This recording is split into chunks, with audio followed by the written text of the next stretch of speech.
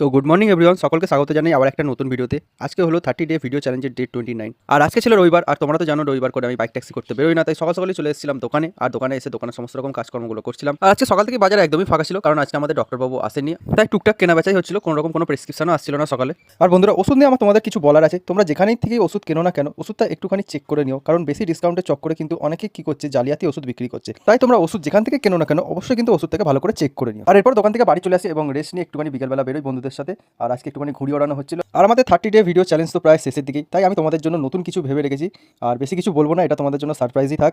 শুধু এটুকু বলে দিই, এবার থেকে যে ভিডিওগুলো তোমরা দেখতে পাবে একদমই ইউনিক ভিডিও দেখতে পাবে। মানে এরকম ভিডিও তোমরা ইউটিউব, ফেসবুক বা ইনস্টাগ্রাম যেখানেই তোমরা বলো না কেন, আগে কোনো দিন দেখো নি, এটুকু আমি গ্যারেন্টি সহকারে বলতে পারি। সো তোমরা আমাকে এরকমভাবে সাপোর্ট করতে থাকো।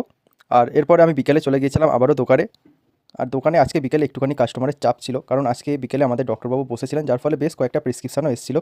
আর দোকানে মোটামুটি আজকে চাপই ছিল রাতের বেলায়। আর ওষুধটা তোমরা যে দোকান থেকেই কেনো না কেন, একটু দেখে শুনে কিনো। সো আজকের মতো এতটুকু, দেখা হচ্ছে পরে, বাই।